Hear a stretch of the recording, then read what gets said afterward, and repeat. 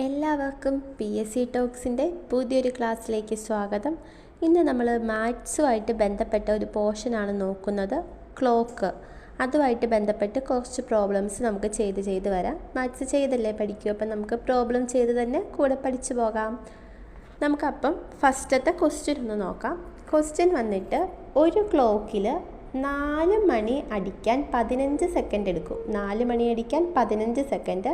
അതേ ക്ലോക്കിൽ 12 മണി അടിക്കാൻ എത്ര സെക്കൻഡ് എടുക്കും എന്നതാണ് ക്വസ്റ്റ്യൻ. അതായത് 4 മണി അടിക്കാൻ 15 സെക്കൻഡ്, 12 മണി അടിക്കാൻ എത്ര സെക്കൻഡ് എടുക്കും.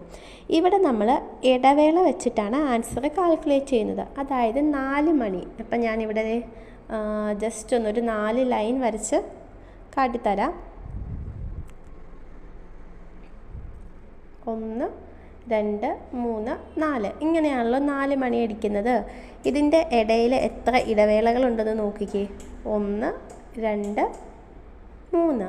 അപ്പം 3 ഇടവേളയ്ക്ക് എടുക്കുന്ന സമയമല്ലേ 15 സെക്കൻഡ്.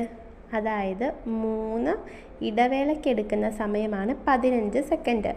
അങ്ങനെയാണെങ്കിൽ 12 മണി അടിക്കാൻ എത്ര സെക്കൻഡ് എടുക്കും? 12 മണിക്ക് എത്ര ഇടവേളയുണ്ട്? 11 ഇടവേളയുണ്ട്. 11 ഇടവേള എടുക്കാൻ ഇടവേളയ്ക്ക് എത്ര സെക്കൻഡ് വേണമെന്നാണ് നമുക്ക് കണ്ടുപിടിക്കേണ്ടത്. അപ്പോൾ ഇതങ്ങ് ക്രോസ് ചെയ്താൽ പോരെ. അതായത് 11 × 15 ഡിവൈഡഡ് ബൈ 3 ഈക്വൽ ടു 55 സെക്കൻഡാണ് നമ്മുടെ ആൻസർ എന്ന് പറയുന്നത്. അതെങ്ങനെയാണ് വന്നതെന്ന് മനസ്സിലായില്ലേ?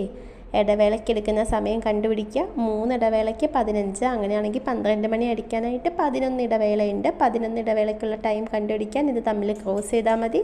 11 × 15 ഡിവൈഡഡ് ബൈ 3 ഈക്വൽ ടു 55 ആണ് നമ്മുടെ ആൻസർ.